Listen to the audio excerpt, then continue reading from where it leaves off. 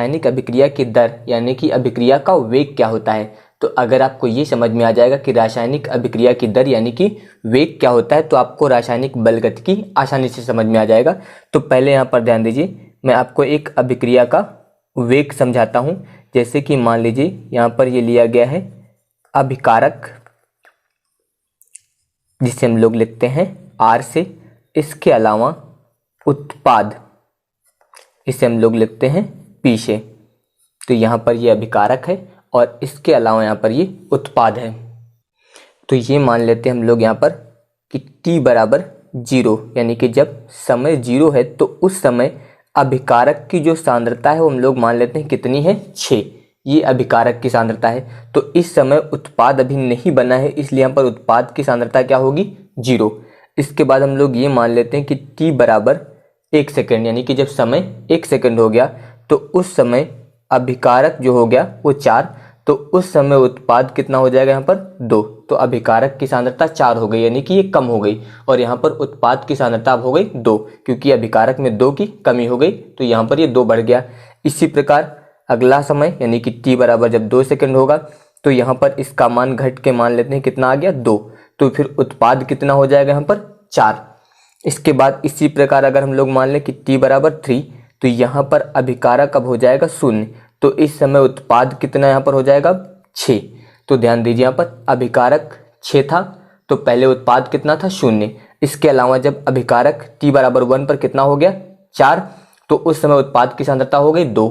इसके बाद t बराबर जब समय 2 हो गया, 2 सेकेंड, तो उस समय अभिकारक की सांद्रता 2 बची और उत्पाद की सांद्रता कितनी हो गई, 4। इसके बाद t बराबर 3 सेकेंड पर अभिकारक की सांद्रता 0 हो गई, तो उस समय उत्पाद कितना हो गया, 6, यानी कि उत्पाद की सांद्रता 6 हो गई। तो यहाँ पर ध्यान दीजिए, ये अभिकारक की सांद्रता में परिवर्तन हो रहा है। जैसे जैसे समय परिवर्तित हो रहा है वैसे वैसे यहाँ पर अभिकारक की सांद्रता जो है वो परिवर्तित हो रही है, और उसी क्रम में यहाँ पर उत्पाद की सांद्रता भी परिवर्तित हो रही है। तो अभिकारक की सांद्रता में परिवर्तन, या फिर कह सकते हैं आप उत्पाद की सांद्रता में परिवर्तन तथा समय में परिवर्तन, इन दोनों का जो अनुपात होता है उससे हम लोग बोलते हैं रासायनिक अभिक्रिया की दर, या फिर कह सकते हैं अभिक्रिया का वेग। ध्यान दीजिए, अभिकारक की सांद्रता या फिर उत्पाद की सांद्रता में परिवर्तन तथा समय में परिवर्तन के अनुपात को रासायनिक अभिक्रिया की दर या फिर अभिक्रिया का वेग कहते हैं। तो ये आपको ध्यान देना है। तो रासायनिक अभिक्रिया की दर या फिर वेग क्या होता है, ये आपको इससे समझना है, यानी कि जो अभिकारक की सांद्रता में परिवर्तन हो रहा है या फिर उत्पाद की सांद्रता में परिवर्तन हो रहा है, और यहाँ पर समय भी परिवर्तित हो रहा है। तो वही बताना है आपको कि अभिकारक की सांद्रता में परिवर्तन और उत्पाद, इन दोनों में से एक लेना है आपको। दोनों में से कोई भी यूज कर सकते हैं, या फिर आप बता सकते हैं कि अभिकारक की सांद्रता या उत्पाद की सांद्रता में परिवर्तन तथा समय में परिवर्तन, इन दोनों के अनुपात को बोलते हैं रासायनिक अभिक्रिया की दर, या फिर कह सकते हैं अभिक्रिया का वेग। तो ये होता है रासायनिक अभिक्रिया का वेग। तो अब ध्यान दीजिए यहाँ पर रासायनिक बलगतिकी क्या है। तो आप बता सकते हैं इसमें कि रसायन विज्ञान की वह शाखा जिसके अंतर्गत रासायनिक अभिक्रिया की दर तथा उसको प्रभावित करने वाले कारकों का अध्ययन किया जाता है, उसे बोलते हैं रासायनिक बलगतिकी। याद रखिएगा, रसायन विज्ञान की वह शाखा जिसके अंतर्गत रासायनिक अभिक्रियाओं की दर तथा उनको प्रभावित करने वाले कारकों का अध्ययन किया जाता है, उससे रासायनिक बलगतिकी कहते हैं। तो अब ध्यान दीजिए इसमें, तो वही यहाँ पे लिखा गया है कि रसायन विज्ञान की वह शाखा जिसके अंतर्गत अभिक्रियाओं की दर या फिर बोल सकते हैं अभिक्रिया का वेग तथा उनको प्रभावित करने वाले कारकों का अध्ययन किया जाता है, रासायनिक बलगतिकी कहलाती है। अब इसके बाद ध्यान दीजिए आप यहाँ पर अभिक्रिया की दर या फिर वेग, इसे आप अभिक्रिया की दर बोल सकते हैं या फिर अभिक्रिया का वेग बोल सकते हैं। तो इसके लिए ध्यान दीजिए, अभी आपको बताया गया था इसमें कि अभिक्रिया की दर यानी कि वेग आपको कैसे परिभाषित करना है। इसके लिए आप पहले सूत्र यहाँ पर ध्यान दीजिए, सूत्र आप यहाँ पर लिखेंगे अभिक्रिया का वेग, या फिर आप अभिक्रिया की दर भी लिख सकते हैं। तो अभिक्रिया का वेग बराबर अभिकारक, यहाँ पर ध्यान दीजिएगा आपको बताया गया था अभिकारक, या फिर इसके अलावा आप उत्पाद भी यूज कर सकते हैं। तो अभिकारक या फिर उत्पाद की सांद्रता में परिवर्तन, तो वही यहाँ पे लिखना है आपको सांद्रता में परिवर्तन, ये इतना हो जाएगा यहाँ पर अभिकारक या फिर उत्पाद की सांद्रता में परिवर्तन, और बट्टे में यहाँ पर हम लोग प्रयोग करते हैं परिवर्तन में लगा समय। इस प्रकार से परिवर्तन में लगा समय।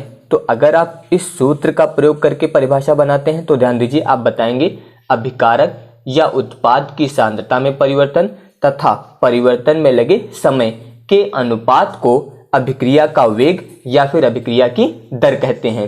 या फिर यहाँ पर आप समय को एक मान लीजिए, यानी कि समय को इकाई मान लीजिए। तो अगर आप समय को एक मान लेंगे तो आप बताएंगे कि एकांक समय में किसी अभिकारक या फिर उत्पाद की सांद्रता में होने वाले परिवर्तन को रासायनिक अभिक्रिया की दर या फिर वेग कहते हैं। याद रखिएगा, यहाँ पर अगर समय को आप एक यानी कि इकाई मान लेते हैं तो आपको यहाँ पर बताना है कि एकांक समय में किसी अभिकारक या फिर उत्पाद की सांद्रता में होने वाले परिवर्तन को अभिक्रिया का वेग या फिर अभिक्रिया की दर कहते हैं। तो ध्यान दीजिए, वही यहाँ पे लिखा गया इसमें कि एकांक समय में किसी अभिकारक या उत्पाद की सांद्रता में होने वाले परिवर्तन को रासायनिक अभिक्रिया की दर या फिर वेग कहते हैं।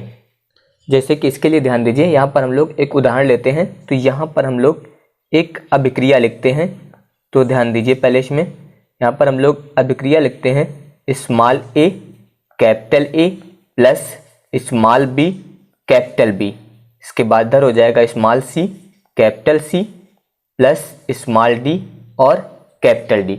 तो अब इसमें ध्यान दीजिए, आपका कैपिटल ए और कैपिटल बी ये दोनों यहाँ पर अभिकारक हैं और कैपिटल सी और कैपिटल डी ये दोनों यहाँ पर उत्पाद हैं। इसके अलावा यहाँ पर जो ये स्मॉल ए, स्मॉल बी, स्मॉल सी और स्मॉल डी दिया गया है, इसको बोलते हैं रस समीकरण मिति गुणांक। याद रखिएगा, रस समीकरण मिति गुणांक। इसके अलावा यहाँ पर ए और बी जो कैपिटल दिए गए ये दोनों अभिकारक, सी और डी दोनों उत्पाद, और बाकी ये स्मॉल ए, स्मॉल बी, स्मॉल सी और स्मॉल डी जो दिया गया है इसको बोलते हैं रस समीकरण मिति गुणांक। तो यहाँ पर ध्यान दीजिए, अगर इसमें हम लोग इस अभिक्रिया का वेग लिखते हैं तो अब ध्यान दीजिए यहाँ पर अभिक्रिया का वेग। तो जब यहाँ पर हम लोग अभिक्रिया का वेग लिखेंगे तो इसमें आपको ये एक पॉइंट याद रखना है कि अभिक्रिया का वेग लिखते समय इसमें जो रस समीकरण मितीय गुणांक हैं इनसे भाग दिया जाता है इसमें, यानी कि जो अभिक्रिया का वेग है इसमें हम लोग रस समीकरण मितीय जो गुणांक होते हैं इससे भाग देते हैं। तो जैसे कि ध्यान दीजिए, यहाँ पर जैसे ये अभिकारक है आपका ए, तो अगर यहाँ पर हम लोग इसका वेग लिखेंगे तो ध्यान दीजिए यहाँ पर लिखा गया था अभिकारक या उत्पाद की सांद्रता में परिवर्तन। तो यहाँ पर अभिकारक जो ए है इसकी सांद्रता में परिवर्तन, यानी कि इसको हम लोग लिखेंगे परिवर्तन को डी ए, इस प्रकार से लिख सकते हैं, और बटे परिवर्तन में लगा समय यानी कि डी टी, इतना लिखते हैं अगर इसका वेग। तो यहाँ पर ध्यान दीजिए, इसका रस समीकरण मिति जो गुणांक दिया गया है वो स्मॉल ए, तो इससे यहाँ पर हम लोग भाग करेंगे, इस प्रकार से लिखा जाए। इसी प्रकार अगर हम लोग बी का लिखते हैं तो यहाँ पर ध्यान दीजिए, इससे लिखेंगे तो ये हो जाएगा अभिकारक यानी कि बी, इसकी सांद्रता में परिवर्तन बटे परिवर्तन में लगा समय, और इसका रस समीकरण मिति गुणांक क्या दिया गया बी, तो यहाँ पर हम लोग भाग करेंगे स्मॉल बी से। अब इसके अलावा भी आपको एक पॉइंट याद रखना है, जो अभिकारक होते हैं उनकी सांद्रता में हमेशा कमी होती है, इसलिए यहाँ पर इनके आगे जो है आपको चिन्ह प्रदर्शित करना है माइनस, क्योंकि इनमें कमी होती है। इसी प्रकार जब आप उत्पाद का लिखेंगे तो यहाँ पर जैसे सी का लिखेंगे तो यहाँ पर लिखा जाएगा डी, इसके बाद सी, यानी कि उत्पाद की सांद्रता में परिवर्तन बटे परिवर्तन में लगा समय। तो यहाँ पर रस समीकरण मिति गुणांक क्या दिया गया आपका सी, तो यहाँ पर हम लोग भाग करेंगे स्मॉल सी से, इस प्रकार आप लिख सकते हैं। तो यहाँ पर जो सांद्रता में परिवर्तन लिखा है इसके लिए हमने डी का प्रयोग किया है। आप चाहे तो यहाँ पर डी की जगह पर डेल्टा का प्रयोग भी कर सकते हैं। डेल्टा का मतलब यहाँ पर हम लोग परिवर्तन के लिए यूज करते हैं, यानी कि जैसे ये दिया गया है आप इस प्रकार से भी लिख सकते हैं। इसे जैसे डी में लिखा है तो यहाँ पर इसे लिख सकते हैं डेल्टा डी बटे परिवर्तन में लगा समय, और इनटू यहाँ पर आप भाग करेंगे इसको 1 बटे स्मॉल डी से। तो ध्यान दीजिए, आपको यहाँ पर सांद्रता में परिवर्तन लिखना है तो इसे चाहे तो डेल्टा से प्रदर्शित कर दीजिए या फिर स्मॉल डी से लिख दीजिए। इसका मतलब यहाँ पर परिवर्तन है। बस आपको इतना याद रखना है कि अभिक्रिया का वेग लिखते समय उसमें जो रस समीकरण मितीय गुणांक है उनसे यहाँ पर भाग देना है। इसके अलावा जो अभिकारक होंगे उनमें कमी होती है, इसलिए यहाँ पर माइनस चिन्ह का प्रयोग किया जाता है। बाकी यहाँ पर ध्यान दीजिए, दो अभिकारक थे ए और बी, इसलिए दोनों का वेग अलग अलग यानी कि यहाँ पर लिखेंगे इस प्रकार से, यानी कि इन दोनों को प्लस करके नहीं लिखना है आपको। इसका वेग इस प्रकार से लिखा जाएगा, बी का वेग फिर इस प्रकार लिखेंगे। अगर इसमें हम लोग अभिक्रिया का जो वेग है इसका मात्रक लिखें तो इसका मात्रक आप लोग याद रखिएगा, इसका मात्रक होता है mole litre inverse second inverse. इस प्रकार से लिखते हैं mole litre inverse second inverse, या फिर आप चाहे तो लिख सकते हैं mole litre inverse minute inverse. ये चीज याद रखिएगा। लेकिन अगर अभिकारक जो है वो गैसीय अवस्था में है तो फिर अभिक्रिया के वेग का जब मात्रक लिखेंगे तो वहां पर लिखा जाता है वायुमंडल सेकंड इनवर्स या फिर वायुमंडल मिनट इनवर्स। याद रखिएगा, मात्रक वैसे तो प्रयोग करते हैं mole litre inverse second inverse, लेकिन अगर अभिकारक गैसीय अवस्था में है तो उस समय अभिक्रिया के वेग का जो मात्रक लिखते हैं वहां पर लिखा जाता है वायुमंडल सेकंड इनवर्स या फिर वायुमंडल मिनट इनवर्स। इसके बाद अगला टॉपिक है यहाँ पर औसत दर, यानी कि औसत वेग कह सकते हैं या फिर अभिक्रिया का औसत वेग वही लिखा गया यहाँ पर औसत दर या फिर औसत वेग। तो यहाँ पर ध्यान दीजिए, अभी आपको बताया गया था इकाई समय में, तो यहाँ पर समय को निश्चित माना गया तो वही लिखा गया कि किसी निश्चित समयांतराल डेल्टा टी में अभिकारक या फिर उत्पाद की सांद्रता में हुए परिवर्तन की दर को अभिक्रिया का औसत वेग या फिर दर कहते हैं। ध्यान दीजिए, जैसे कि यहाँ पर लिखा गया इसे आर ए वी, इसका मतलब आर एवरेज द्वारा व्यक्त करते हैं। तो जैसे यहाँ पर हम लोग लिखते हैं अभिक्रिया का औसत वेग यानी कि आर एवरेज बराबर, तो यहाँ पर हम लोग लिखेंगे डेल्टा आर बटे डेल्टा टी। आर का मतलब भी बताया था यहाँ पर अभिकारक और डेल्टा का मतलब परिवर्तन, तो यानी कि अभिकारक की सांद्रता में परिवर्तन और बटे डेल्टा टी यानी कि यहाँ पर समयांतराल ये दिया गया है। तो यहाँ पर अगर इसे हम लोग लिखें तो डेल्टा आर का मतलब यहाँ पर लिखा जाएगा R2 माइनस R1, इस प्रकार से लिखते हैं, और बटे डेल्टा टी को लिखते हैं T2 माइनस T1, यानी कि अलग अलग समय पर दोनों अभिकारकों की सांद्रता है यहाँ पर। तो यहाँ पर आपको बताया गया था कि इसमें कमी होती है, इसलिए यहाँ पर हम लोग इसमें माइनस चिन्ह का प्रयोग करते हैं। तो यहाँ पर इस प्रकार लिखेंगे। अगर हम लोग यहाँ पर अभिकारक की जगह पे उत्पाद का प्रयोग करते हैं तो फिर इसे लिखेंगे हम लोग आर एवरेज बराबर डेल्टा पी और बटे में यहाँ पर होता है डेल्टा टी। इससे अगर आप लिखते हैं तो इसे इस प्रकार लिख सकते हैं, यानी कि P2 माइनस P1 और बटे में यहाँ पर हो जाएगा T2 माइनस T1। इस प्रकार से यहाँ पर ये उत्पाद के पदों में लिख सकते हैं और यहाँ पर ये अभिकारक के पदों में लिख सकते हैं, लेकिन अभिकारक में कमी होती है इसलिए यहाँ पर माइनस चिन्ह का प्रयोग किया जाता है। तो यहाँ पर ये अभिकारक और यहाँ पर ये उत्पाद, तो वही इसमें बताया गया है परिभाषा में कि किसी निश्चित समयांतराल यानी कि डेल्टा टी में अभिकारक या उत्पाद की सांद्रता में हुए परिवर्तन की दर को अभिक्रिया का औसत वेग या फिर दर कहते हैं और इसे आर एवरेज द्वारा व्यक्त करते हैं। तो वही यहाँ पर लिखा गया है। तो इसमें आपको ये याद रखना है कि यहाँ पर जो डेल्टा आर दिया गया है इसका मतलब ये अभिकारक की सांद्रता में परिवर्तन और डेल्टा पी जो दिया गया ये उत्पाद की सांद्रता में परिवर्तन। इसके बाद है तात्क्षणिक वेग। तो तात्क्षणिक वेग क्या होता है इसके लिए ध्यान दीजिए पहले आप। जैसे कि मान लीजिए कोई अभिकारक है आपके पास, इसके अलावा अभिकारक की सांद्रता हम लोग यहाँ पर मान लेते हैं कितनी है 10, और इसके बाद यहाँ पर उत्पाद है आपके पास यानी कि P और उत्पाद की सांद्रता इस समय यहाँ पर है 0।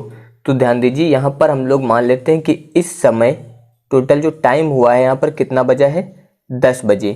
ध्यान दीजिएगा यहाँ पर 10 AM लिख सकते हैं, यानी कि प्रातः 10 बजे यहाँ पर अभिकारक की सांद्रता है आपके पास 10 और उत्पाद की सांद्रता है 0। इसके बाद 12, तो 12 बजे यहाँ पर अभिकारक जो है इसकी सांद्रता हम लोग मान लेते हैं कितनी हो गई 0 और उत्पाद की सांद्रता यहाँ पर अब हो गई 10। तो यहाँ पर ध्यान दीजिए 10 से 12 इसका मतलब 10 से 11, फिर 11 से 12, तो यहाँ पर टोटल समय कितना लगा है? 2 घंटे। 2 घंटे में जो अभिकारक था वो शून्य हो गया और उत्पाद जो था वो शून्य से कितना हो गया? 10। तो यहाँ पर उत्पाद की सांद्रता शून्य से 10 हो गई और अभिकारक की सांद्रता 10 से शून्य हो गई। तो यहाँ पर बीच में टोटल समय कितना है? 2 घंटे। लेकिन इसमें किसी एग्जैक्ट समय का पूछ लिया जाए, जैसे कि आपसे ये पूछ लिया जाए यहाँ पर कि 11:03 पर अभिकारक की सांद्रता में कितना परिवर्तन हुआ। 11:03 पर अभिकारक की सांद्रता में कितना परिवर्तन हुआ। तो जो एग्जैक्ट समय बताया गया आपको 11:03 पर, तो जो ये करंट का समय बताया जा रहा है बिल्कुल एग्जैक्ट, इस निश्चित समय पर जो परिवर्तन होगा उसे ही हम लोग बोलते हैं तात्क्षणिक वेग, यानी कि आप बोल सकते हैं वहां पर वास्तविक वेग एक प्रकार से।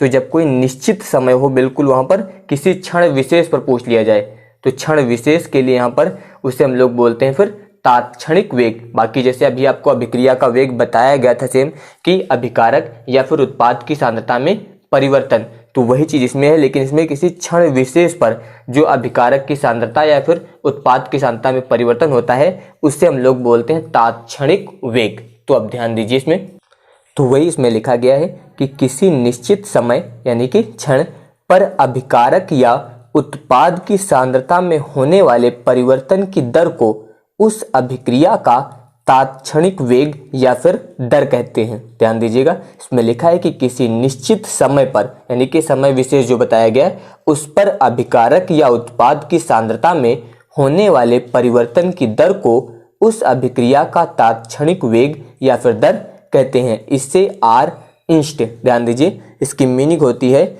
इंस्टेंटेनियस स्पीड, इसलिए यहाँ पर आर इंस्ट से लिख दिया गया। इसका मतलब इंस्टेंटेनियस के द्वारा प्रदर्शित किया जाता है यहाँ पर। इसके अलावा यहाँ पर ध्यान दीजिए लिखा है तात्क्षणिक वेग अभिक्रिया का वास्तविक वेग कहलाता है। इसके बाद है अभिक्रिया के वेग को प्रभावित करने वाले कारक। तो अब ध्यान दीजिए अभिक्रिया की वेग को प्रभावित करने वाले कारक निम्नलिखित होते हैं, जिसमें पहला होता है अभिक्रिया की सांद्रता। ये अभिक्रिया के वेग को जो है प्रभावित करती है। तो इसमें पहला कारक आप यही बता सकते हैं कि अभिक्रिया की सांद्रता। तो सांद्रता जो है यहाँ पर अभिक्रिया की, वो अभिक्रिया के वेग को प्रभावित करती है। इसके अलावा दूसरा कारक आप बता सकते हैं उत्प्रेरक। उत्प्रेरक जो होता है ये भी अभिक्रिया के वेग को प्रभावित करता है। इसके अलावा आप बता सकते हैं इसमें अभिकारक का जो पृष्ठीय क्षेत्रफल होता है, यहाँ पर बता सकते हैं आप अभिकारक। तो अभिकारकों का जो पृष्ठीय क्षेत्रफल होता है वो भी अभिक्रिया के वेग को प्रभावित करता है। आप अभिकारक का प्रयोग कर सकते हैं, यहाँ पर यहाँ पर लिख सकते हैं क्रिया कारकों का जो पृष्ठीय क्षेत्रफल होता है वो भी अभिक्रिया की दर को प्रभावित करता है। इसके अलावा प्रकाश, ये भी अभिक्रिया के वेग को प्रभावित करता है। व फिर आप कह सकते हैं ताप। तो यहाँ पर ये जितने भी कारक दिए गए ये सभी अभिक्रिया के वेग को प्रभावित करते हैं। तो याद रखिएगा इसमें पहला अभिक्रिया की सांद्रता, उत्प्रेरक, इसके अलावा अभिकारकों या फिर क्रियाकारकों का पृष्ठीय क्षेत्रफल, प्रकाश व ताप। तो ये सभी जो है अभिक्रिया के वेग को प्रभावित करते हैं। वेग नियम या फिर वेग व्यंजक, यानी कि वेग व्यंजक क्या होता है, तो ध्यान दीजिए इसमें। जैसे कि पहले इसमें मान लीजिए, यहाँ पर मान लेते हैं हम लोग एक अभिक्रिया ली गई है यहाँ पर। तो यहाँ पर ये अभिक्रिया हम लोग लेते हैं एक small A capital A plus small B capital B, और इसके बाद यहाँ पर ये हो जाएगा उत्पाद। तो यहाँ पर ध्यान दीजिए, अब इसमें पहले यहाँ पर जो अभिक्रिया ली गई यहाँ पर कैपिटल ए और कैपिटल बी जो लिए गए हैं ये हैं अभिकारक। याद रखिएगा कैपिटल ए और बी यहाँ पर अभिकारक हैं। इसके अलावा जो स्मॉल ए और स्मॉल बी लिया गया है इसको बोलते हैं यहाँ पर रस समीकरण मितीय गुणांक। याद रखिएगा स्मॉल ए और स्मॉल बी जो हैं ये रस समीकरण मितीय गुणांक हैं। कैपिटल ए और बी यहाँ पर क्या है, अभिकारक हैं। तो अब यहाँ पर ध्यान दीजिए इसमें अभिक्रिया का वेग जो होता है वो अभिकारकों की सांद्रता पर निर्भर करता है। तो यहाँ पर अभिकारक कौन है, ए और बी। तो वेग जो होता है वो अभिकारक की सांद्रता यानी कि ए और दूसरा जो दिया गया है कैपिटल बी, इन पर निर्भर करता है। याद रखिएगा अभिक्रिया का वेग जो होता है वो अभिकारकों की जो सांद्रता होती है उस पर निर्भर करता है। या फिर कह सकते हैं यहाँ पर इनकी घातों, यानी कि जो इसकी घात हम लोग मान लेते हैं x और इसकी घात मान लेते हैं y, तो इन घातों पर भी वेग जो है वो निर्भर करेगा। और यहाँ पर जो ये x और y होते हैं ये प्रायोगिक तौर पर ज्ञात किए जाते हैं। याद रखिएगा यहाँ पर इनका मान जो है वो प्रायोगिक तौर पर ज्ञात किया जाता है, यानी कि जो x और y लिए गए हैं इनका मान आपको यहाँ पर प्रयोग द्वारा ही प्राप्त होगा। तो यहाँ पर आप ये भी ध्यान रखेंगे, जो यहाँ पर आपको रस समीकरण मिति गुणांक यानी कि a और b दिए गए थे, वहां पर इनका मान जो x और y है इनके बराबर भी हो सकता है या फिर इससे अलग भी हो सकता है। यानी कि जो आपने यहाँ पर पावर में x और y लिखा है इसका मान जो है ये रस समीकरण मिति गुणांक जो स्मॉल a और b दिए गए हैं इनके बराबर हो भी सकता है और इनके बराबर नहीं भी हो सकता है। तो ये यहाँ पर आपको याद रखिएगा। और x और y के मान आपको हमेशा कहाँ से मिलेंगे, वो प्रयोग द्वारा ही प्राप्त होंगे। तो यहाँ पर ध्यान दीजिए ये लिखा गया है कि जो अभिक्रिया का वेग होता है वो अभिकारकों की सांद्रता पर निर्भर करता है, यानी कि उसके समानुपाती होता है। तो अब ध्यान दीजिए यहाँ पर जब ये समानुपाती का चिन्ह हटेगा तो यहाँ पर एक स्थिरांक लगता है, यानी कि नियतांक, और वो नियतांक होता है यहाँ पर k। इस प्रकार से लिखेंगे। बाकी यहाँ पर a की पावर x और इसके बाद कैपिटल B की पावर y। तो यहाँ पर जो कैपिटल k लिखा गया है इससे यहाँ पर हम लोग बोलते हैं वेग स्थिरांक, और या फिर आप इसे बोल सकते हैं यहाँ पर विशिष्ट अभिक्रिया वेग। याद रखिएगा यहाँ पर जो k है इसे हम लोग बोलते हैं वेग स्थिरांक या फिर विशिष्ट अभिक्रिया वेग। तो यहाँ पर ध्यान दीजिए ये जो समीकरण लिखा गया है यानी कि वेग प्रोपोर्शनल टू a की पावर x और b की पावर y, तो इस समीकरण को हम लोग बोलते हैं वेग नियम। याद रखिएगा इसी समीकरण को बोलते हैं वेग नियम। और यहाँ पर जो नियतांक यानी कि स्थिरांक लगा है कि इस समीकरण को हम लोग बोलते हैं यहाँ पर वेग व्यंजक। तो वही आपको इसमें बताया गया था वेग व्यंजक के बारे में। तो अब ध्यान दीजिए यहाँ पर वही यहाँ पर लिखा गया है कि वह गणितीय व्यंजक जो अभिकारकों की मोलर सांद्रता पर अभिक्रिया के वेग की प्रायोगिक निर्भरता को दर्शाता है वेग नियम कहलाता है। याद रखिएगा कि वह गणितीय व्यंजक यानी कि जो अभी आपको यहाँ पर बताया गया है, तो इसी के बारे में यहाँ पे लिखा है कि वह गणितीय व्यंजक जो अभिकारकों की मोलर सांद्रता पर अभिक्रिया के वेग की प्रायोगिक निर्भरता को दर्शाता है वेग नियम कहलाता है। तो अब यहाँ पर ध्यान दीजिए इसमें वेग स्थिरांक की परिभाषा लिखने की ले आती है, यानी कि वेग स्थिरांक किसे कहते हैं। तो अब ध्यान दीजिए आप इस समीकरण से वेग स्थिरांक की परिभाषा कैसे लिखेंगे।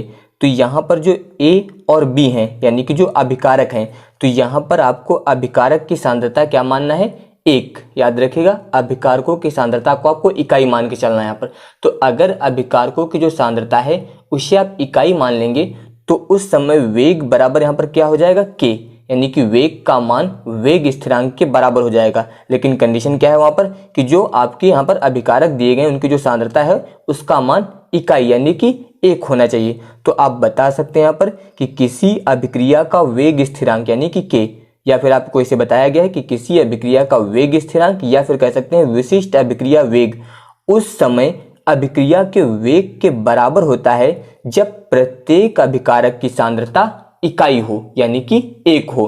तो यहाँ पर याद रखिएगा जो आपको अभिकारक बताए गए हैं यानी कि A और इसके अलावा दूसरा अभिकारक आपको बताया गया है B, तो इनकी सांद्रताएं आपको यहाँ पर कितनी मान के चलना है, 1 मोल प्रति लीटर और दूसरा इसका भी मान 1 मोल प्रति लीटर। तो अगर इन दोनों के मान यहाँ पर हम लोग 1 मान लेंगे तो उस समय यहाँ पर आएगा वेग बराबर, ध्यान दीजिए k यहाँ पर हो जाएगा 1 की पावर x, इसके बाद 1 की पावर y। तो ये यहाँ पर हम लोग लिखेंगे k और 1 की पावर x, तो यहाँ पर इसका मान आ जाएगा 1, फिर 1 की पावर y, तो इसका मान भी यहाँ पर आ जाएगा 1, यानी कि ये यहाँ पर आएगा वेग बराबर k। तो k यानी कि आपको बताया गया वेग स्थिरांक, तो इसी से आपको परिभाषा बनानी है। तो यहाँ पर याद रखना है a और b जो अभिकारक थे इनकी सांद्रता कितनी है यहाँ पर 1 यानी कि इकाई मान ली गई है। तो इसी के अनुसार परिभाषा जब आप लिखेंगे तो यहाँ पर बताएंगे कि किसी अभिक्रिया का वेग स्थिरांक या फिर कह सकते हैं विशिष्ट अभिक्रिया वेग उस समय अभिक्रिया के वेग के बराबर होता है जब प्रत्येक अभिकारक की सांद्रता इकाई हो यानी कि 1 मोल प्रति लीटर हो, ये कह सकते हैं आप। तो वही यहाँ पे लिखा गया है कि किसी अभिक्रिया का वेग स्थिरांक या विशिष्ट अभिक्रिया वेग उस समय अभिक्रिया के वेग के बराबर होता है जब प्रत्येक अभिकारक की सांद्रता इकाई हो। और यहाँ पर याद रखिएगा कि यदि अभिक्रिया में एक से अधिक अभिकारक हैं तो प्रत्येक अभिकारक की जो सांद्रता है वो इकाई होनी चाहिए। यहाँ पर आपको ये याद रखना है, क्योंकि यहाँ पर दिया गया कि किसी अभिक्रिया का वेग स्थिरांक या फिर विशिष्ट अभिक्रिया वेग जो है उस समय अभिक्रिया के वेग के बराबर होता है जब प्रत्येक अभिकारक की सांद्रता इकाई हो। यानी कि अगर अभिक्रिया में एक से अधिक अभिकारक हैं तो जितने भी अभिकारक हैं उन सभी की सांद्रता क्या होनी चाहिए, इकाई होनी चाहिए। तो उस समय वहां पर जो अभिक्रिया का वेग स्थिरांक है वो अभिक्रिया के वेग के बराबर हो जाएगा। इसके बाद है अभिक्रिया की कोटि। तो अब यहाँ पर ध्यान दीजिए, इसमें अभी आपको बताया गया था वेग नियम, तो यहाँ पर ध्यान दीजिए वेग नियम से, तो वेग नियम आपको यहाँ पर बताया गया है कि वेग या फिर इसे आप लिख सकते हैं दर, क्योंकि अभिक्रिया का वेग या फिर इसे हम लोग बोलते हैं अभिक्रिया की दर। तो आपको इसका मान अभी बताया गया के, यहाँ पर फिर अभिकारक A की पावर x और फिर अभिकारक B की पावर y। तो यहाँ पर ध्यान दीजिए जो ये अभिकारक की सांद्रता है और इनकी जो पावर दी गई है यहाँ पर x और y, इन दोनों का जो योग होता है उससे हम लोग बोलते हैं अभिक्रिया की कोटि।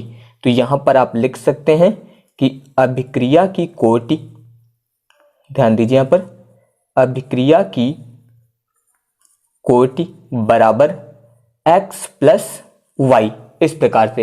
यानी कि जो अभिकारकों की सांद्रता है और उनकी यहाँ पर जो घातें हैं इनका योग ही क्या कहलाता है, अभिक्रिया की कोटि। तो अगर यहाँ पर हम लोग अभिक्रिया की कोटि को n से प्रदर्शित करें तो इसे आप लिख सकते हैं n बराबर x प्लस y।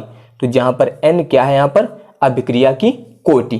तो याद रखिएगा यहाँ पर जो अभिकारक थे, वेग नियम का जो समीकरण था, इसमें जो अभिकारकों की सांद्रता है इनकी जो घातें हैं इनका योग क्या कहलाता है, अभिक्रिया की कोटि। तो वही यहाँ पर लिखा गया है। ध्यान दीजिए कि किसी अभिक्रिया के वेग समीकरण में व्यक्त अभिकारकों के सांद्रता पदों की घातों का योग उस अभिक्रिया की कोटि कहलाती है। यानी कि जो घात दी गई यहाँ पर इन्हीं का योग जो है वो क्या कहलाता है, अभिक्रिया की कोटि। तो वही इसमें बताया गया कि किसी अभिक्रिया के वेग समीकरण में व्यक्त अभिकारकों के सांद्रता पदों की घातों का योग उस अभिक्रिया की कोटि कहलाती है।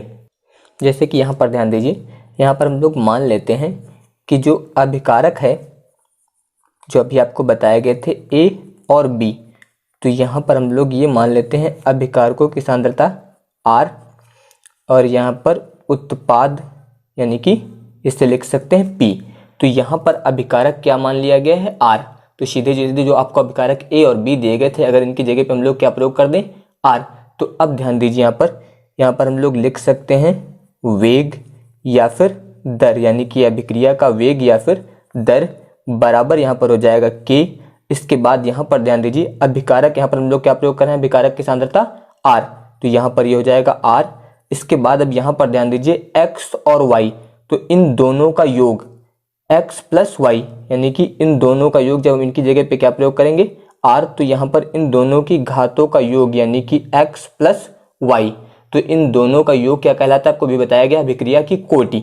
तो इसे हम लोग इस प्रकार से लिख सकते हैं, यानी कि वेग बराबर K, यहाँ पर हो जाएगा अभिकारक R की पावर n। तो यहाँ पर n क्या है, आपकी अभिक्रिया की कोटि। तो यहाँ पर जो n दिया गया है इसका मान यहाँ पर याद रखिएगा कि n का मान जो हो सकता है वो 0, 1, 2, 3, 4, इस प्रकार से यहाँ पर n का मान हो सकता है और ये भिन्नात्मक भी हो सकता है। तो यहाँ पर याद रखिएगा अगर हम लोग n का मान कितना रखेंगे, 0, तो अगर n बराबर इसमें हम लोग क्या रख देंगे, 0, तो n बराबर 0 होने पर उससे हम लोग बोलते हैं शून्य कोटि की अभिक्रिया। याद रखिएगा n का मान 0 प्रयोग करेंगे तो उसे बोलेंगे शून्य कोटि अभिक्रिया, यानी कि शून्य कोटि की अभिक्रिया। और इसके अलावा अगर आप n का मान 1 प्रयोग करते हैं तो इससे यहाँ पर बोला जाएगा प्रथम कोटि की अभिक्रिया। याद रखिएगा n बराबर 0 रखने पर ये हो जाएगी शून्य कोटि की अभिक्रिया। अगर n का मान हम लोग 1 प्रयोग करेंगे तो इसे बोलेंगे फिर प्रथम कोटि की अभिक्रिया। इस प्रकार अगर आप n का मान 2 रखते हैं तो फिर हो जाएगी द्वितीय कोटि की अभिक्रिया। तो इस प्रकार से आप n का मान प्रयोग कर सकते हैं और n का मान जो है वो भिन्नात्मक भी हो सकता है। तो वही यहाँ पे ध्यान दीजिए। अब दिया गया है शून्य कोटि की अभिक्रिया। तो जैसा अभी आपको यहाँ पर समीकरण बताया गया था कि वेग बराबर के, यहाँ पर था r की पावर n, और इसमें बताया गया है कि जब अभिक्रिया की कोटि यानी कि n का मान हम लोग कितना प्रयोग करते हैं, शून्य, तो इसे बोलते हैं शून्य कोटि की अभिक्रिया। तो यहाँ पर ध्यान दीजिए, अगर इसमें हम लोग n का मान शून्य रखते हैं तो फिर ये हो जाएगा वेग बराबर के, यहाँ पर r की पावर ये हो जाएगा शून्य, इस प्रकार से लिखेंगे। और अगर किसी संख्या की पावर शून्य होती है तो उसका मान आता है 1, यानी कि k गुणे 1। तो यहाँ पर कितना आ जाएगा, k, इस प्रकार से आएगा। तो अब यहाँ पर ध्यान दीजिए, वेग जो है वो r यानी कि सांद्रता पर निर्भर नहीं कर रहा है, क्योंकि r की पावर कितना हो गए 0, और r की पावर 0 का मान कितना होता है 1। तो इसका मतलब यहाँ पर वेग बराबर कितना आ गया, k। तो यहाँ पर जो अभिक्रिया का वेग है यानी कि अभिक्रिया की जो दर है वो अभिकारक की सांद्रता पर निर्भर नहीं कर रही है। तो आप इससे भी बता सकते हैं कि वह अभिक्रिया जिसकी दर, या फिर कह सकते हैं कि वह अभिक्रिया जिसका वेग जो है वो अभिकारकों की सांद्रता पर निर्भर नहीं करता है, क्योंकि इसमें अभिकारकों की सांद्रता कितनी थी, यहाँ पर पावर उसकी 0 हो गई, तो इसका मान आ गया 1। तो वही बताना है आपको यहाँ पर कि वह अभिक्रिया जिसकी दर जो होती है वो अभिकारकों की सांद्रता पर निर्भर नहीं करती है, तो इसे हम लोग बोलते हैं शून्य कोटि की अभिक्रिया।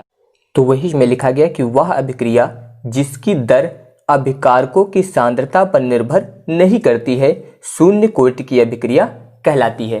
तो अब यहाँ पर ध्यान दीजिए, शून्य कोटि अभिक्रिया के लिए जो वेग स्थिरांक है कि इसका मात्रक क्या होगा, यानी कि इसकी इकाई क्या होगी। और आपको ये भी याद रखना है कि यहाँ पर अभिक्रिया की कोटि बदलने पर वेग स्थिरांक का मात्रक बदल जाएगा। तो अब यहाँ पर ध्यान दीजिए, शून्य कोटि अभिक्रिया के लिए वेग स्थिरांक का मात्रक क्या होगा।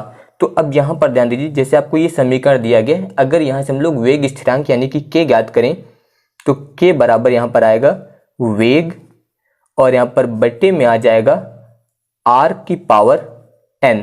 ध्यान दीजिए, यहाँ पर k का मान यानी कि वेग स्थिरांक ज्ञात कर रहे हैं, तो ये r की पावर जो n है ये बट्टे में आ गया इस प्रकार से।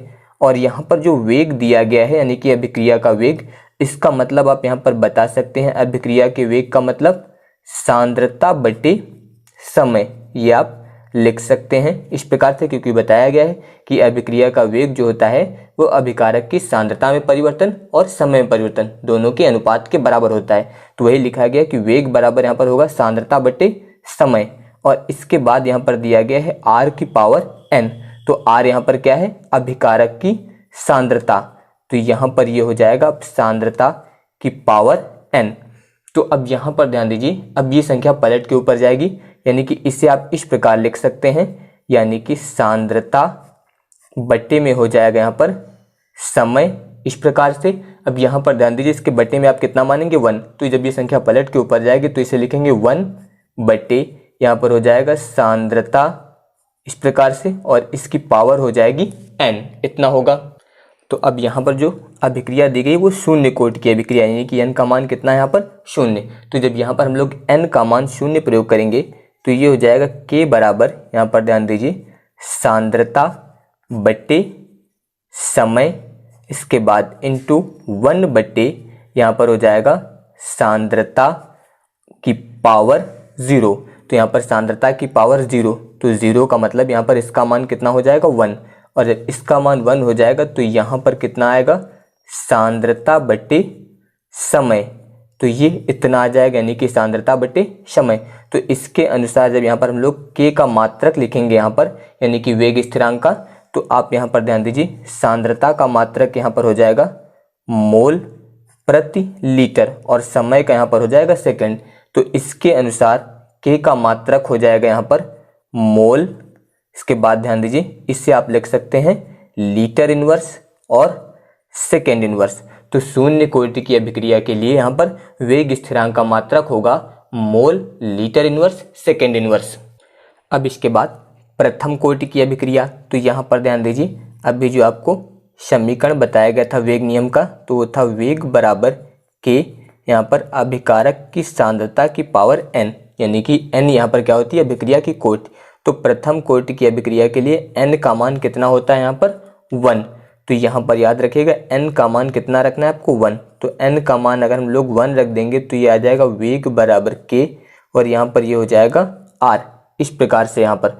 तो यहाँ पर आपको बताना है कि वह अभिक्रिया जिसकी दर यानी कि वह अभिक्रिया जिसका वेग जो होता है वो एक अभिकारक की सांद्रता की प्रथम घात, क्योंकि यहाँ पर इसकी घात कितनी 1, तो वही आपको यहाँ पर बताना है कि वह अभिक्रिया जिसका वेग जो होता है वो एक अभिकारक की सांद्रता की प्रथम घात के समानुपाती होता है। समानुपाती का मतलब वेग यहाँ पर जो अभिकारक की सांद्रता है इसकी प्रथम घात पर निर्भर करता है। तो जब ये प्रथम घात पर निर्भर करेगा तो इसे हम लोग बोलेंगे प्रथम कोटि की अभिक्रिया।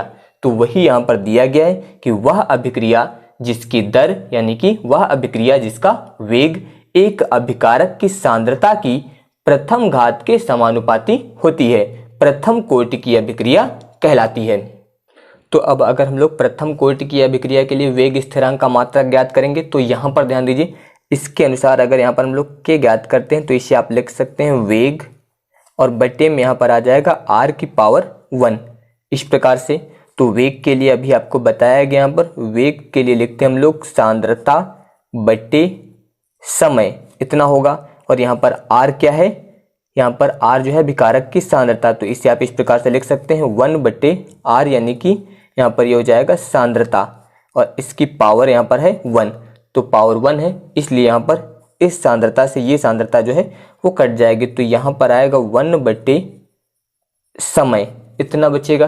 तो अब यहाँ पर आप के यानी कि वेग स्थिरांक का जब मात्रक लिखेंगे तो इसे आप यहाँ पर लिख सकते हैं 1 बटे समय का मात्रक हो जाएगा सेकेंड इस प्रकार से, यानी कि ये आप लिख सकते हैं सेकेंड इनवर्स। तो प्रथम कोटि की अभिक्रिया के लिए वेग स्थिरांक का मात्रक क्या होता है, सेकेंड इनवर्स। या फिर आप यहाँ पर मिनट इनवर्स का प्रयोग कर सकते हैं या फिर घंटा इनवर्स का प्रयोग कर सकते हैं। इस प्रकार यहाँ पर आप समय के मात्रक प्रयोग करेंगे तो उसी प्रकार से यहाँ पर के का मात्रक लिखा जाएगा। तो अब आपको ये पॉइंट याद रखना है यहाँ पर कि अभिक्रिया की कोटि जो होती है अगर वो बदल जाती है तो उसका मात्रक भी बदल जाता है, यानी कि वेग स्थिरांक का जो मात्रक है वो अभिक्रिया की कोटि पर निर्भर है। अगर अभिक्रिया की कोटि बदलेगी तो वेग स्थिरांक का मात्रक भी बदल जाएगा। शून्य कोटि की अभिक्रिया का समाकलित वेग समीकरण या फिर कह सकते हैं समाकलित वेग नियम क्या है, इसके बारे में यहाँ पर ध्यान दीजिए।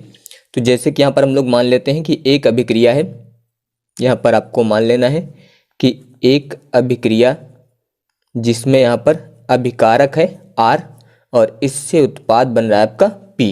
तो यहाँ पर अभिकारक है R और P यहाँ पर उत्पाद है, और आपको वेग यानी कि जो अभिक्रिया का वेग है उसके लिए सूत्र बताया गया है कि वेग बराबर होता है -dr बटे dt। ये आपको पहले पढ़ाया गया इसके पहले वाले वीडियो में, और इसके अलावा वेग का एक सूत्र और भी बताया गया आपको, उसमें आपको बताया गया था कि वेग बराबर होता है k r की पावर n। इस प्रकार से दो सूत्र आपको बताए गए थे, ये आपको वेग नियम में बताया गया था और ये आपको अभिक्रिया के वेग में बताया गया था। तो r यहाँ पर जो है अभिकारक की सांद्रता होती है, k वेग स्थिरांक होता है, n यहाँ पर अभिक्रिया की कोटि होती है। तो अब यहाँ पर ध्यान दीजिए वेग बराबर इतना दिया गया है और वेग बराबर ये भी दिया गया है, तो यहाँ पर इन दोनों का मान भी आपस में बराबर होगा, यानी कि इसे आप इस प्रकार लिख सकते हैं -dr बटे dt बराबर यहाँ पर हो जाएगा k, इसके बाद r की पावर n, इस प्रकार से लिखेंगे। तो अब यहाँ पर ध्यान दीजिए टॉपिक दिया गया था आपको शून्य कोटि की अभिक्रिया, और शून्य कोटि की अभिक्रिया के लिए यहाँ पर अभिक्रिया की कोटि यानी कि n का मान क्या होगा 0। तो यहाँ पर जब हम लोग n का मान 0 प्रयोग करेंगे तो अब ध्यान दीजिए इसे लिखा जाएगा यहाँ पर -dr बटे dt बराबर k, यहाँ पर हो जाएगा r की पावर 0 और r की पावर 0 का मान यहाँ पर होगा 1, तो यहाँ पर आ जाएगा k। इस प्रकार से ये इतना आएगा। अब इसके बाद यहाँ पर ध्यान दीजिए -dr बराबर यहाँ पर dt हम लोग इधर ले आते हैं तो ये हो जाएगा k dt। इस प्रकार से आप यहाँ से माइनस भी इधर ले आइए तो ये हो जाएगा dr बराबर -k dt, तो ये इतना आ जाएगा। अब इसके बाद हम लोग इस समीकरण का निश्चित समाकलन करेंगे, तो यहाँ पर आप लिख सकते हैं कि दोनों ओर निश्चित समाकलन करने पर, तो निश्चित समाकलन का मतलब होता है यहाँ पर एक उचित सीमा के अंतर्गत समाकलन। तो अब ध्यान दीजिए यहाँ पर इसका हम लोग समाकलन करेंगे तो समाकलन यहाँ पर हो जाएगा डी आर बराबर यहाँ पर माइनस इसके बाद के डी टी, इस प्रकार से। तो अब ध्यान दीजिए यहाँ पर सीमा यानी कि लिमिट आपको कैसे रखना है। तो यहाँ पर ध्यान दीजिए जब प्रारंभ में समय आपका यहाँ पर कितना है 0, तो उस समय हम लोग मान लेते हैं कि जो अभिकारक की सांद्रता है वो कितनी है A0। इसे हम लोग बोलते हैं अभिकारक की प्रारंभिक सांद्रता, जिस समय t बराबर 0 यानी कि जिस समय अभिक्रिया शुरू नहीं हुई है। इसके बाद t समय पश्चात यानी कि जब समय हम लोग कितना हो गया यहाँ पर मान लेते हैं कि t, जब समय t हो गया तो उस समय जो अभिकारक की सांद्रता हो गई है वो कितनी हो गई है A। यहाँ पर इसको इतना मान लेना है। बाकी आप यहाँ पर चाहे तो R0 और यहाँ पर RT मान सकते हैं या कुछ भी मान सकते हैं यहाँ पर अपने अनुसार। बस आपको याद रखना है कि जब समय 0 है तो उस समय अभिकारक की सांद्रता यहाँ पर A0 और जब समय t है तो उस समय अभिकारक की सांद्रता है। तो अब इसमें ध्यान दीजिए जब हम लोग यहाँ पर लिमिट का प्रयोग करते हैं तो लोअर लिमिट से यहाँ पर अपर लिमिट का प्रयोग किया जाता है, यानी कि निम्न सीमा से उच्च सीमा। और यहाँ पर लिमिट ध्यान दीजिए d के साथ जो लिखा होता है उसकी लिमिट रखते हैं। तो d के साथ यहाँ पर दिया गया है r, तो यहाँ पर r की लिमिट हम लोग रखेंगे, यानी कि यहाँ पर लोअर लिमिट यानी कि प्रारंभ में सांद्रता A0, इसके बाद t समय पश्चात सांद्रता A। इसी तरह दूसरी तरफ ध्यान दीजिए यहाँ पर d के साथ क्या लिखा गया t, तो यहाँ पर हम लोग t की लिमिट रखेंगे। तो प्रारंभ में समय 0, उसके बाद फिर t, ये इतना हो जाएगा। अब इसके बाद यहाँ पर ध्यान दीजिए इससे आप लिखेंगे यहाँ पर लिमिट A0 से A, इसके बाद यहाँ पर हो जाएगा डी आर बराबर यहाँ पर ध्यान दीजिए माइनस के, यहाँ पर एक वेग स्थिरांक है इसलिए इसका समाकलन होगा नहीं। यहाँ पर फिर 0 से t और dt, ये इतना हो जाएगा। तो अब यहाँ पर ध्यान दीजिए समाकलन के लिए, तो समाकलन का सूत्र होता है dx बराबर x, यानी कि अगर समाकलन में dx दिया गया तो इसका समाकलन क्या होता है x, और अगर समाकलन में dt दिया गया तो इसका समाकलन होगा t। अगर इसी तरह आपको यहाँ पर दिया गया dy तो इसका समाकलन होगा y। तो इस प्रकार से समाकलन करते हैं। तो अब यहाँ पर ध्यान दीजिए इसमें यहाँ पर dr दिया गया, तो जब dr का समाकलन हम लोग करेंगे तो यहाँ पर ध्यान दीजिए जैसे dx था तो इसका मान आता था x, dt का मान t, dy का मान y, तो उसी तरह r का समाकलन यहाँ पर आ जाएगा r। और यहाँ पर ध्यान दीजिए आपको लिमिट दी गई है A0 से A, इस प्रकार से।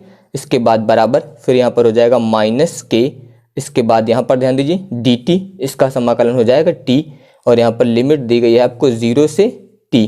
इस प्रकार से हम लोग यहाँ पर मान रखेंगे। तो अब यहाँ पर ध्यान दीजिए अब इन लिमिट का प्रयोग हम लोग इसमें करेंगे। तो यहाँ पर होता है पहले अपर लिमिट फिर माइनस लोअर लिमिट। तो पहले हम लोग इस जगह पर अपर लिमिट का मान रखेंगे, तो r की जगह पे यहाँ पर हो जाएगा a, फिर इसके बाद माइनस फिर लोअर लिमिट रखेंगे तो यहाँ पर आएगा A0। इस प्रकार से ये इतना होगा, फिर बराबर माइनस के, इसके बाद यहाँ पर रखेंगे तो t की जगह पे t रखेंगे तो ये इतना हो जाएगा, फिर माइनस t की जगह पे 0 रखेंगे तो ये इतना हो जाएगा। तो लिमिट का प्रयोग करते समय ध्यान रखना पहले आपको अपर लिमिट का मान रखना है फिर माइनस लोअर लिमिट का मान रखना है। तो ये इतना होगा। अब इसके बाद यहाँ पर ध्यान दीजिए ये आएगा a माइनस A0 बराबर, इसका हम लोग इसमें गुणा करेंगे तो ये हो जाएगा माइनस के टी, ये इतना प्राप्त होगा। तो अब इसमें ध्यान दीजिए यहाँ पर ये दिया गया माइनस के टी, अगर इसको हम लोग इस तरफ लाएंगे तो के टी यहाँ पर प्लस में हो जाएगा। इसके बाद बराबर यहाँ पर ध्यान दीजिए इन संख्याओं को दूसरी तरफ ले जाते हैं तो ये माइनस में है, इसको उधर ले जाएंगे तो ये वाला प्लस में हो जाएगा A0। यहाँ पर आपको माइनस में दिया गया था, दूसरी तरफ जाने पर प्लस में हो गया। यहाँ पर ये प्लस में दिया गया, दूसरी तरफ जाएगा तो माइनस हो जाएगा। यहाँ पर ये प्लस में दिया गया, दूसरी तरफ जाएगा तो इसका मान माइनस हो जाएगा। अब यहाँ पर ध्यान दीजिए अगर यहाँ से हम लोग के का मान ज्ञात करें तो इसे हम लोग लिख सकते हैं 1/t, यहाँ पर हो जाएगा A0 माइनस a। इस प्रकार से हम लोग इस समीकरण को लिख सकते हैं। तो ये यहाँ पर शून्य कोटि की अभिक्रिया का समाकलित वेग समीकरण हो जाएगा। तो अब इसमें हम लोग प्रथम कोटि की अभिक्रिया का समाकलित वेग समीकरण पढ़ेंगे। जैसे अभी आपको शून्य कोटि की अभिक्रिया के लिए बताया गया था, सेम उसी प्रकार से इसमें प्रथम कोटि की अभिक्रिया का होगा। तो अब ध्यान दीजिए इसमें भी हम लोग मान लेंगे इसी प्रकार से यहाँ पर कि माना कोई अभिक्रिया है यहाँ पर, तो यहाँ पर ध्यान दीजिए जो अभिक्रिया लेना है आपको, यहाँ पर हम लोग मान लेते हैं इसमें अभिकारक है R और उत्पाद है यहाँ पर आपका P। तो जैसा कि आपको अभिक्रिया के वेग का सूत्र बताया गया है कि अभिक्रिया का वेग होता है माइनस dr बटे dt, इस प्रकार से बताया गया है। इसके अलावा इसका दूसरा सूत्र जो बताया गया है वो होता है आपका वेग बराबर k, यानी कि वेग स्थिरांक r यानी कि अभिकारक की सांद्रता की पावर n। तो यहाँ पर अब ध्यान दीजिए कि वेग स्थिरांक होता है, r अभिकारक की सांद्रता होती है, n यहाँ पर अभिक्रिया की कोटि होती है। एक ये सूत्र बताया गया था। दूसरा आपको ये बताया गया था यहाँ पर अभिकारक की सांद्रता में परिवर्तन बटे समय में परिवर्तन, तो इसके रूप में बताया गया। तो यहाँ पर ध्यान दीजिए दोनों वेग के बराबर दिए गए, यानी कि दोनों वेग के समीकरण हैं, इसलिए यहाँ पर इन दोनों का मान बराबर होगा। यानी कि इसे आप लिख सकते हैं माइनस डी आर बटे डी टी बराबर यहाँ पर हो जाएगा के आर की पावर n। तो अब ध्यान दीजिए यहाँ पर ये प्रथम कोटि की अभिक्रिया है, और प्रथम कोटि की अभिक्रिया के लिए यहाँ पर n का मान हम लोग यूज करेंगे 1, और शून्य कोटि की अभिक्रिया के लिए यूज किया गया था वहाँ पर 0। तो अब ध्यान दीजिए यहाँ पर जब हम लोग 1 का प्रयोग करेंगे तो ये हो जाएगा माइनस डी आर बटे डी टी बराबर यहाँ पर आ जाएगा k, और इसके बाद यहाँ पर r की पावर हम लोग रखेंगे 1, तो ये आ जाएगा r। तो अब यहाँ पर ध्यान दीजिए इससे हम लोग लिखेंगे डी आर, ये हो जाएगा, यहाँ पर ये आर इधर ले आएंगे तो ये बटे में हो जाएगा यहाँ पर आर, इसके बाद बराबर के, यहाँ पर डी टी हम लोग इस तरफ ले जाएंगे तो यहाँ पर ये आ जाएगा डी टी इस प्रकार से, और ये माइनस भी हम लोग दूसरी तरफ ले जाएंगे इस प्रकार से हो जाएगा। अब यहाँ पर हम लोग इसका समाकलन करेंगे, तो यहाँ पर आप लिखेंगे दोनों ओर समाकलन करने पर, तो यहाँ पर अब आपको दोनों ओर समाकलन करना है, और समाकलन एक निश्चित सीमा के अंतर्गत आपको यहाँ पर करना है, यानी कि निश्चित समाकलन करना है। तो अब ध्यान दीजिए यहाँ पर जब हम लोग समाकलन करेंगे तो यहाँ पर ये हो जाएगा डी आर बटी बराबर यहाँ पर माइनस के, ये स्थिरांक है, इसको समाकलन के बाहर लिखना है, यहाँ पर फिर डी टी। तो अब ध्यान दीजिए यहाँ पर आपको लिमिट लेना है, लिमिट सेम उसी प्रकार लेना जैसे अभी आपको शून्य कोट में बताया गया था। तो यहाँ पर ध्यान दीजिए जब प्रारंभ में समय आपका यहाँ पर कितना है 0, तो उस समय हम लोग मान लेते हैं कि जो अभिकारक की सांद्रता है वो कितनी है a0, इसे हम लोग बोलते हैं अभिकारक की प्रारंभिक सांद्रता, जिस समय t बराबर 0 यानी कि जिस समय अभिक्रिया शुरू नहीं हुई है। इसके बाद t समय पश्चात, यानी कि जब समय हम लोग कितना हो गया यहाँ पर मान लेते हैं कि t, जब समय t हो गया तो उस समय जो अभिकारक की सांद्रता हो गई है वो कितनी हो गई है a, यहाँ पर इसको इतना मान लेना है। बाकी आप यहाँ पर चाहे तो r0 और यहाँ पर RT मान सकते हैं या कुछ भी मान सकते हैं यहाँ पर अपने अनुसार। बस आपको याद रखना है कि जब समय 0 है तो उस समय अभिकारक की सांद्रता यहाँ पर a0, और जब समय t है तो उस समय अभिकारक की सांद्रता a। तो यहाँ पर हम लोग लिमिट रखेंगे, तो लिमिट यहाँ पर ध्यान दीजिए d के साथ दिया गया r, तो यानी कि यहाँ पर r की लिमिट रखनी है। तो ध्यान दीजिए प्रारंभ में r का मान था a0, और इसके बाद t समय पश्चात इसका मान हो गया a, यानी कि ये लोअर लिमिट और ये अपर लिमिट, यानी कि निम्न सीमा उच्च सीमा। इसी प्रकार से यहाँ पर ध्यान दीजिए d के साथ t दिया गया तो यहाँ पर t की लिमिट रखनी है। तो प्रारंभ में समय 0, उसके बाद समय हो गया था t, ये इतना होगा। तो अब पहले आप यहाँ पर ध्यान दीजिए समाकलन के सूत्र। तो समाकलन में सूत्र होता है डी एक्स बटे एक्स बराबर होता है लॉग बेस ई एक्स। इस प्रकार से याद रखिएगा डी एक्स बटे एक्स बराबर होता है लॉग बेस ई एक्स। और यहाँ पर ये भी याद रखिएगा जो लॉग बेस ई एक्स होता है इससे हम लोग लिख सकते हैं एल एन एक्स, इसे लिखते हैं एल एन एक्स इस प्रकार से। और जो आपका लॉग बेस 10 एक्स होता है उससे हम लोग सिंपल लिखते हैं लॉग एक्स, इस प्रकार से यहाँ पर प्रयोग किया जाता है। तो आप याद रखिएगा लॉग बेस ई एक्स को क्या लिखा जाता है एल एन एक्स। तो उसी प्रकार यहाँ पर ध्यान दीजिए समाकलन का सूत्र है डी एक्स बटे एक्स, तो बराबर क्या लिखा गया लॉग बेस ई एक्स, या फिर आप इसे लिख सकते हैं एल एन एक्स। तो उसी प्रकार यहाँ पर ध्यान दीजिए x की जगह पे इसमें क्या दिया गया आपको r, यानी कि डी आर बटे आर। तो इससे हम लोग इस प्रकार यानी कि इस सूत्र का प्रयोग करेंगे, तो इससे आप लिख सकते हैं यहाँ पर एल एन आर, इस प्रकार से आप यहाँ पर लिख सकते हैं। जैसे यहाँ पर होता है एल एन एक्स, उसी प्रकार इसे लिखेंगे एल एन आर। तो ये इतना हो जाएगा, और यहाँ पर इसकी लिमिट हो जाएगी a0 से a, इस प्रकार से। फिर यहाँ पर माइनस के, उसी तरह यहाँ पर ध्यान दीजिए ये दिया गया dt, और dt का समाकलन अभी आपको बताया गया था, यानी कि यहाँ पर हम लोग अगर समाकलन में dx होता है तो उसका समाकलन कितना आता है x, तो उसी अनुसार dt का समाकलन कितना आ जाएगा t, और यहाँ पर लिमिट हो जाएगी 0 से t। अब यहाँ पर ध्यान दीजिए अब इस लिमिट का प्रयोग इसमें करना है, तो बताया था आपको पहले अपर लिमिट फिर उसके बाद माइनस करके लोअर लिमिट। तो अब यहाँ पर जब लिमिट का मान रखेंगे तो ये हो जाएगा ln, r की जगह पे हम लोग लिखेंगे यहाँ पर पहले a, इसके बाद फिर हो जाएगा माइनस ln, इसके बाद लोअर लिमिट यानी कि a0, इस प्रकार से लिखा जाएगा बराबर माइनस के। यहाँ पर t की जगह पे जब मान रखेंगे तो पहला मान तो t ही है, फिर माइनस दूसरा मान यहाँ पर हो जाएगा 0 इस प्रकार से, यानी कि यहाँ पर ये आ जाएगा ln a और फिर माइनस ln a नॉट बराबर यहाँ पर हो जाएगा माइनस के टी इस प्रकार से। तो अब इसमें ध्यान दीजिए, इससे हम लोग इस तरफ लाएंगे तो ये माइनस में इधर आने पर ये प्लस हो जाएगा, इन दोनों को उधर ले जाना है। तो अब ध्यान दीजिए ये प्लस में यानी कि ये वाला आपको माइनस में दिया गया है, इसको उधर ले जाएंगे तो ये प्लस हो जाएगा, यानी कि ln a नॉट ये प्लस में हो जाएगा और ये प्लस में दिया गया दूसरी तरफ जाएगा तो माइनस में हो जाएगा, यानी कि ln a इस प्रकार से। अब इसके बाद यहाँ पर ध्यान दीजिए आप के टी बराबर ln का मतलब अभी आपको बताया गया था यहाँ पर ln x बराबर होता है log बेस ई एक्स, तो उसी अनुसार आप इसको यहाँ पर लिख सकते हैं log base E a not और ये वाला हो जाएगा यहाँ पर log बेस ई a, इतना हो जाएगा। अब इसके बाद यहाँ पर ध्यान दीजिए सूत्र होता है log बेस ई m माइनस log बेस ई n, तो इससे हम लोग लिखते हैं log बेस ई m बट्टे n। अगर ये सूत्र होता है log बेस ई m माइनस log बेस ई n, तो इसे हम लोग लिखते हैं log m बाई n। तो इस सूत्र का यहाँ पर जब प्रयोग करेंगे तो इससे हम लोग यहाँ पर लिखेंगे के टी बराबर log बेस ई और यहाँ पर ये आ जाएगा a नॉट बट्टे a, इस प्रकार से इसे हम लोग यहाँ पर लिखेंगे। अब इसमें और भी कुछ पॉइंट आप यहाँ पर ध्यान दीजिए, सूत्र यहाँ पर होता है log बेस ई एक्स, अगर कहीं पर आपको ये दिया गया है यानी कि log बेस ई एक्स तो इसका सूत्र होता है 2.303 log बेस 10 x, ये सूत्र होता है। यानी कि अगर बेस ई को हम लोग बेस 10 में परिवर्तित करेंगे तो वहां पर इसके आगे 2.303 से गुणा हो जाएगा, तो उसी सूत्र का यहाँ पर हम लोग प्रयोग करेंगे। तो अब ध्यान दीजिए यहाँ पर ये हो जाएगा के टी बराबर यहाँ पर log बेस ई लिखा है, इसे हम लोग इस प्रकार परिवर्तित करेंगे तो ये हो जाएगा यहाँ पर 2.303 इस प्रकार से आएगा। इसके बाद log बेस 10 और यहाँ पर हो जाएगा a नॉट बट्टे a, ये इतना हो जाएगा।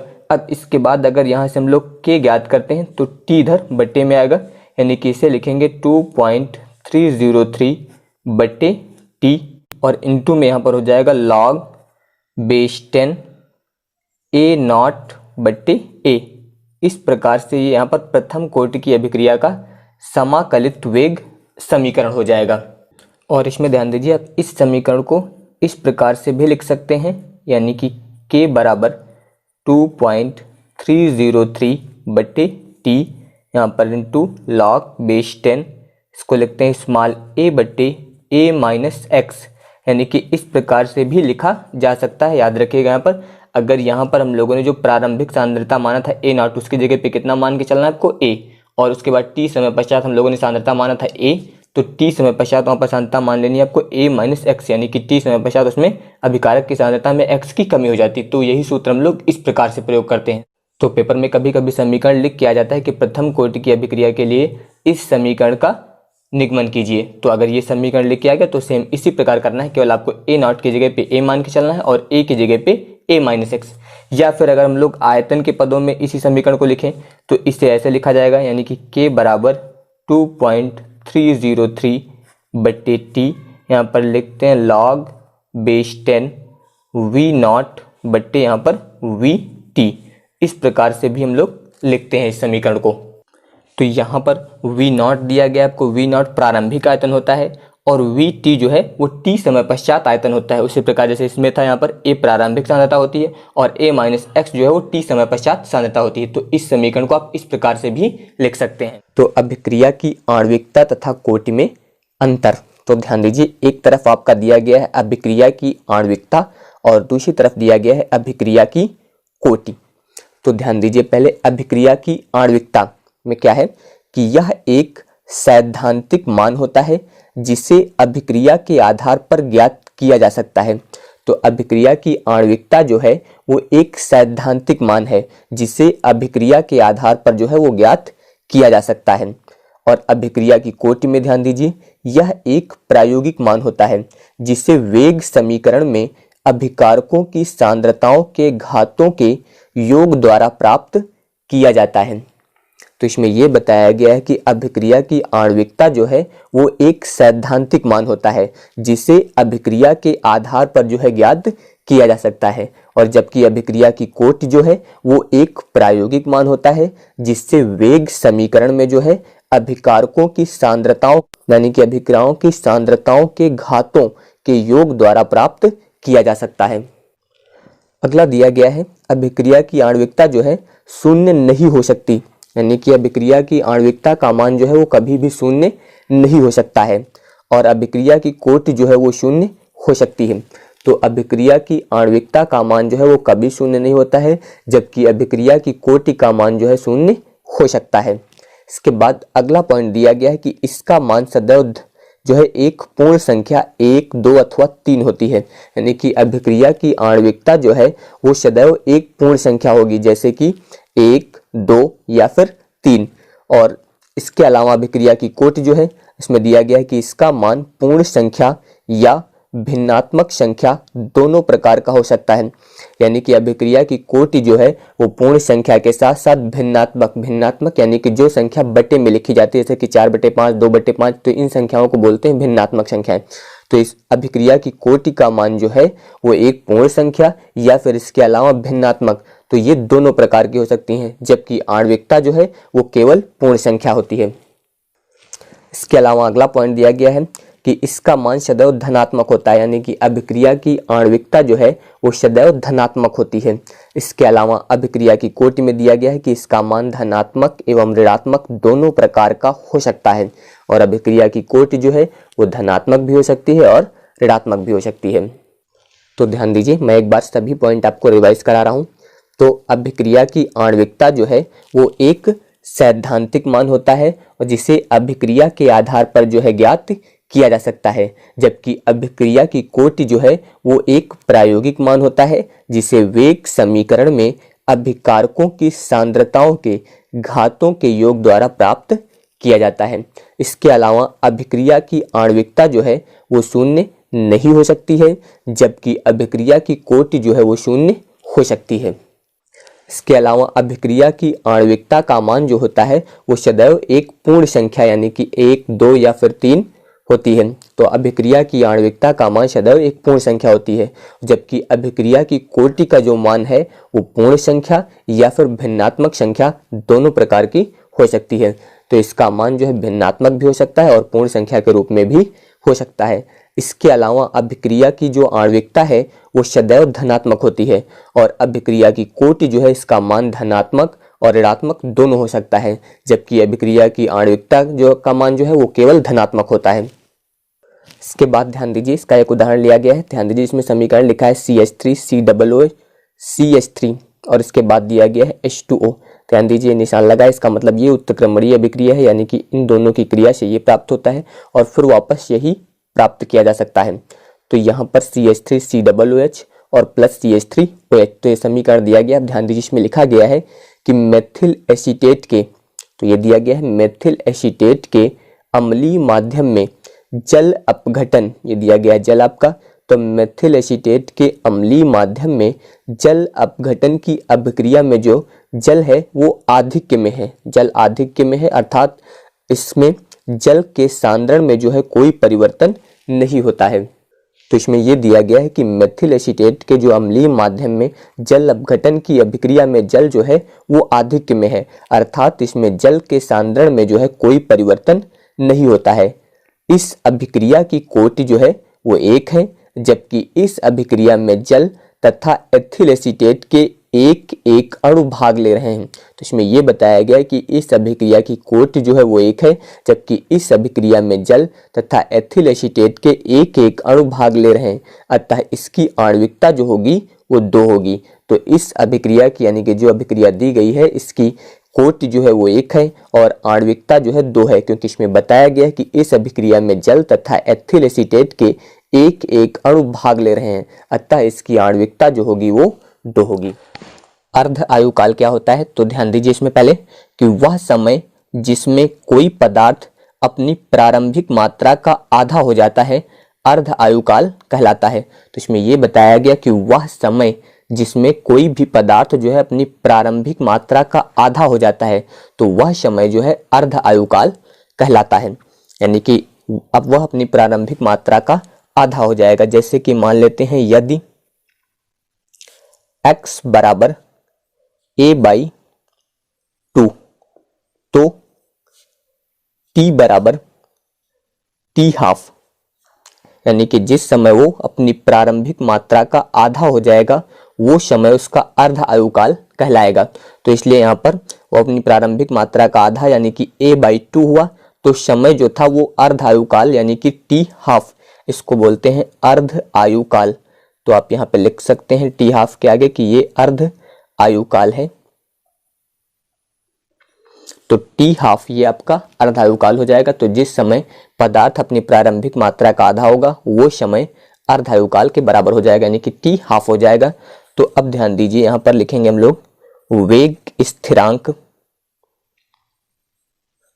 समीकरण से। वेग स्थिरांक समीकरण अभी आपको बताया गया था कि बराबर 2.303/t log बेस 10 a/a-x। तो इसे बोलते हैं वेग स्थिरांक समीकरण, जो भी आपको बताया गया है। तो अब ध्यान दीजिए इसका प्रयोग करेंगे हम लोग। तो अब इसमें ध्यान दीजिए यहाँ पर x की जगह पे आपको a/2 का प्रयोग करना है और t की जगह पे t½ का प्रयोग करना है। तो अब ये हो जाएगा k बराबर 2.303 बट्टे यहाँ पे t लिखा है इसकी जगह पे हो जाएगा t½ इसके बाद log बेस 10 यहाँ पर हो जाएगा a और बट्टे में हो जाएगा a-a/2। तो ये इतना हो जाएगा। अब इसके बाद ध्यान दीजिए अब यहाँ पर हो जाएगा k बराबर 2.303 बट्टे t½ log बेस 10 a बट्टे यहाँ पर इसका लासा लेंगे या फिर ध्यान दीजिए a ये पूरा है a/2 ये आधा है तो जब एक से आधा घटा देंगे तो यहाँ पर बचेगा a/2। तो ये इतना हो जाएगा। अब इसके बाद k बराबर 2.303 बट्टे t½ और इसके बाद हो जाएगा log बेस 10 यहाँ पर a/2 दिया है तो ये पलट के ऊपर जाएगा यानी कि ये हो जाएगा 2a/a। तो a से a यहाँ पर जो है वो कैंसिल हो जाएगा यानी कि ये आएगा k बराबर 2.303 बट्टे t½ और log बेस 10 और यहाँ पर हो जाएगा 2। तो ये इतना हो जाएगा log बेस 10 2 और इसका मान जो होता है यानी कि log बेस 10 2 यानी कि log 2 का मान होता है 0.3010। तो ये log 2 का मान होता है 0.3010। तो इसकी जगह पे हम लोग इस मान का प्रयोग करेंगे। तो अब ध्यान दीजिए यहाँ पर ये हो जाएगा k बराबर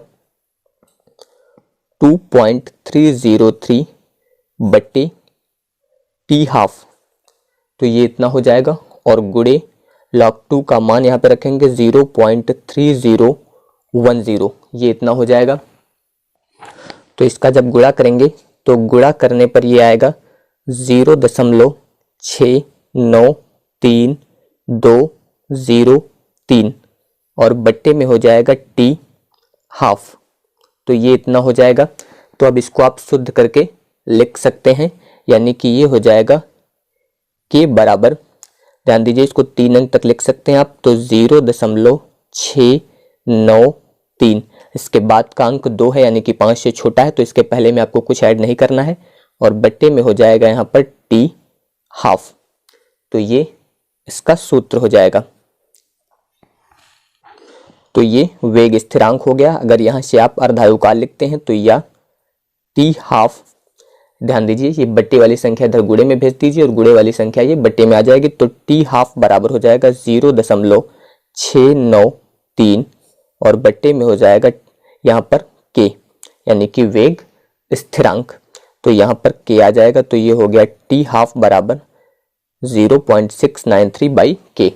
तो अगर आप सभी को ये वीडियो पसंद आया हो तो इस वीडियो को लाइक शेयर और सब्सक्राइब जरूर करिएगा। धन्यवाद।